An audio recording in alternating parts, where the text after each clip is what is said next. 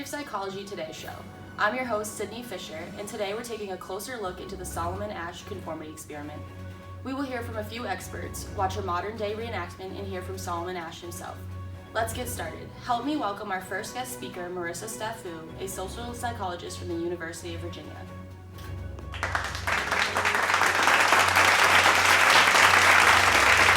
Good morning, Marissa. Thanks for joining us today. Can you please tell us a little bit about conformity? Sure, Sydney. So conformity is a type of social influence involving a change in belief or behavior in order to fit in with a group. The change is in response to either a real or imagined group pressure.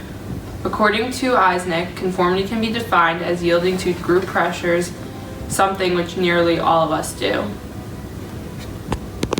Suppose, for example, you go with friends to see a film. You didn't think that the film was very good, but all your friends thought it was absolutely brilliant. You might be tempted to conform by pretending to agree with their verdict on the film rather than being the odd one out. Along with this, there are many different types of conformity. First is normative conformity. This involves changing one's behavior in order to fit in with the group. Informational conformity happens when a person lacks the knowledge and looks to the group for information and direction. Identification occurs when people conform to what is expected of them based on their social roles. Compliance involves changing one's behavior while still internally disagreeing with the group. Lastly is internalization. This occurs when we change our behavior because we want to be like another person. Now, can you tell us a little bit about why Solomon Asch conducted this experiment? So in 1935, Muzaffar Sharif conducted a conformity experiment. Sharif put subjects in a dark room and told them to watch a pinpoint of light and say how far it moved. Psychologists had previously discovered a small, unmoving light in a dark room would appear to be moving. Solomon Asch wanted to conduct his experiment on conformity because he believed Sharif's had no definite conclusion. He stated that there was no correct answer to the ambiguous autokinetic experiment. This involved having each participant give their response to the line task with only the experimenter in the room and no group of confederates. Thank you for joining us today. Now let's jump into a modern-day reenactment.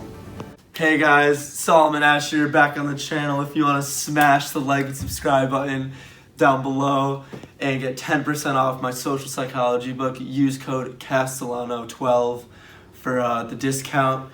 And today I'll be going over my line experiment. And now I'm taking you through my conformity experiment. And behind me are 3 lines, all different sizes, and the 4th line matches the length of the other 3. And I'll be using 3 participants. The first 2 will be in on the experiment, and I'll be intentionally giving them the wrong answer to the lines. And there will be 1 naive, dumb participant to try and trick them to the length of conformity with the lines. Here, I brought along 3 Grammy winners. We've got Taylor Swift, Beyonce, and Cardi B. Taylor, now, please tell me which line matches the question mark one. 1, 2, or 3? 1. Okay. Beyonce? 1. Cardi? 1. I totally got Cardi B. She really fell into the world of conformity. Now I'm gonna get back to Cardi and ask her why she thinks that line is the same size. Okay, Cardi. So tell me why you chose 1. Well, I did not think 1 was the right answer. I thought 3 equaled the question mark line, but since the 2 people first said it was line 1, I didn't want to stand out, so I chose line 1. Welcome back to the History of Psych Today show. I have with me Solomon Asch. How are you? Good, how are you? I'm good, thank you. So tell us a little bit about yourself. So I grew up in Warsaw, Poland, where I was born and raised. And then I moved to the United States when I was a bit younger, lived in Manhattan. And then I ended up going to Columbia University where I studied social psychology. So how did you become interested in psychology? So during the early years of World War II, I began studying the impact of Hitler's propaganda and indoctrination. And this was while I was a professor at Brooklyn College as well. And now, why did you conduct this experiment? So I wanted to conduct this experiment because I felt like there was no set conclusion with the sheriff's experiment. I wanted to know how we could be sure a single person would conform in a group setting if there was no set correct answer. When I conduct this experiment, I made sure that the answer to why conformity was happening was clear. I had there be a group of all males with one naive participant. The Confederates initially gave me the wrong answer to prompt the naive participant to question his answer. This is what I wanted to see. Even though participants knew the answer was clearly wrong, would they still give the same answer as the rest of the group to fit in? Alright, what results did you expect before conducting the experiment? So I expected the naive participant to fall into social pressure by the majority in affecting the person to conform. What was your reaction to the experiment? I wasn't very surprised at the outcome because people nowadays are just always falling into conformity and they really don't know how to act when everyone in the group is doing something when they truly feel like it could be the wrong thing to do, but they'll do it anyways. Alright, Solomon Asch, everybody, thank you.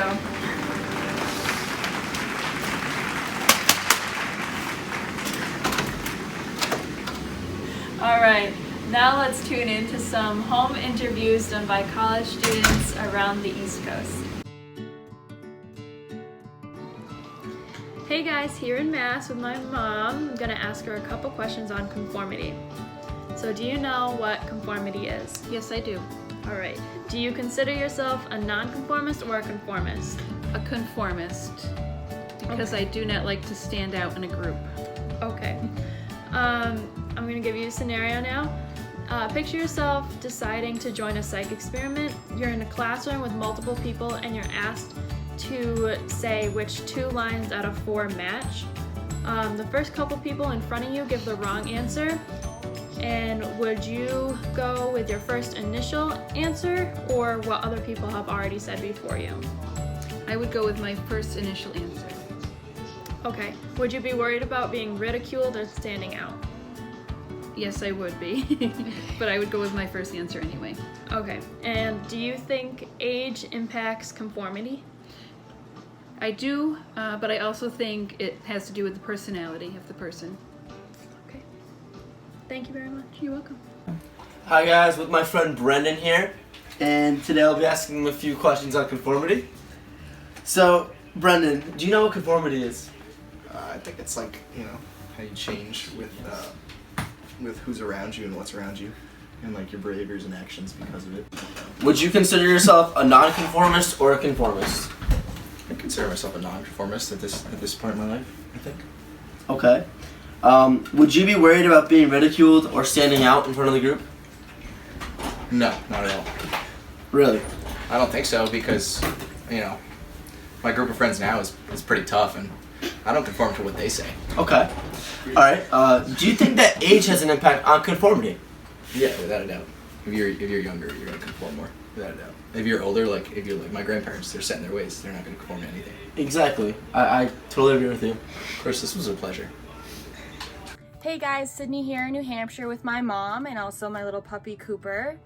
Today I'm going to ask my mom a few questions about conformity to go with the Asch Conformity experiment. So first, Mom, do you know what conformity is? Yes, I do. Okay. And would you consider yourself a nonconformist or a conformist? I consider myself a non-conformist. And why is that? Well, I like to be my own thought process. I like to be able to do what I think is right. I want to be a leader, not a follower. Okay. So right now I'm going to give you just a little scenario and I want to see what you think. Okay. So picture yourself in a psychology experiment and you're in a classroom with multiple people. And if you're asked to say which 2 lines match, so the experimenter asks which 2 lines go together. Mm-hmm. If the first couple people before you say the wrong answer and you know it's the wrong answer, would you still say the answer you thought of or would you change your response to be what theirs was? I would keep my answer because I felt that it was right. Okay, and would you be worried about being ridiculed or standing out from the group? I might be a little uncomfortable, especially with people I didn't know, but I feel like I needed to follow what I thought was correct and stand up for that. Do you think that age would have a difference in conformity, say, versus what you would do versus my younger sister who's 14? I definitely think age has a lot to do with it. I think at 14, you want to not stand out, you want to do what everybody else does, you want to be liked, and if 2 people in your group said the longer line was the right line, you would maybe go along with it. But I think at my age, you want to, you're more mature and you don't care what other people think. And if you know it's right, you say that. Awesome. Thank you for your time. You're welcome. Hey guys, it's Marissa here, back in Massachusetts. So I have a few questions from our viewers about conformity and what they want to know. So our first question is from Kristen in New Hampshire. She asks, can you explain a time in which you conformed with a policy you did not agree with? And do you wish you had acted differently on that experience? So a time I conformed with a policy that I did not agree with was while working a job. I felt that the pay was much lower than me and my fellow workers should be receiving, but I didn't want to speak up and say anything. I did not want to because I didn't want to cause any issues, and at the time, no other employees had said anything about the pay. Looking back on it now, I don't think I necessarily would have acted differently, but I wish I had maybe spoken to other employees because there is a very good chance they were also conforming to how I was acting and the fellow employees. Another question is from Alex in Maine. He asks, can you explain what groupthink is, referring to conformity, and can you give a real-life example? So groupthink is a big part of conformity. It is the practice of thinking or making decisions as a group in a way that discourages creativity or individual thought and responsibility. Individual thinking is lost to stay within the comfort zone of the consensus view. Unpopular opinions will almost always be overlooked in groupthink. The three main parts of groupthink are directive leadership, group homogeneity, and group isolation. So a real life case of groupthink that I can think of would be the Pearl Harbor attacks on the United States. So many United States officials believed that there was no way that any other country, even the Japanese, would be able to attack us. When anyone spoke about it, it was completely shut down. Even when they had intercepted messages from the Japanese saying they would attack, they did not believe it because they believed that their thought was correct. If they had not just gone with the consensus view and done something about it, they could have potentially even stopped or prevented the attacks. So groupthink definitely plays a factor in scenarios even in the real world. And our last question is from Max in Massachusetts. He asks, how has the Asch Conformity experiment impacted psychology, whether it's for the better or the worse? So one impact that comes to mind on psychology has to do with the social comparison theory. The social comparison theory states that when seeking validation on their opinions, people will first turn to their direct observation. So in the case of the Asch Conformity study, the direct observation was looking at the three lines and viewing which lines were the same length. If those observations are not there, then they will compare themselves to others. So if they did not have that direct observation, they would have answered on what the other individuals did. So the social comparison theory predicts that social reality testing will arise when physical testing yields uncertainty. This means that according to the social comparison theory, the individuals in this experiment may have went with their gut and therefore either causes doubt in the experiment or the social comparison theory because the two are going against each other. Thank you. In conclusion, apparently people conform for two main reasons: because they want to fit in with the group, normative influence, or because they believe the group is better informed than they are, informal influence. In the modern day, this affects society when we think about peer pressure, bullying, and decision making.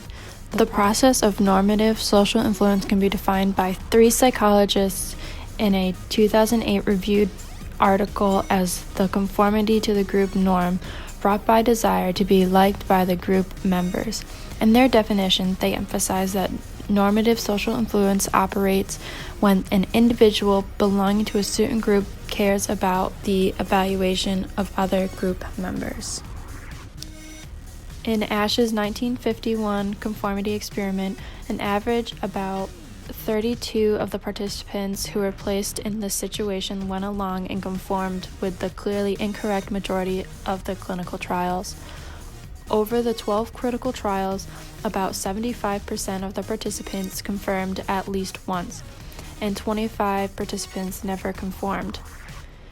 When they were interviewed after the experiment, most of them said they did not really believe their conforming answers, but they had to go along with the group in fear of being ridiculed or thought peculiar. Alright, I totally got them. I totally got Cardi B. I don't know how this girl's famous, but honestly, So much more fun with Dave or Gregory. So you hated every minute of it? Okay.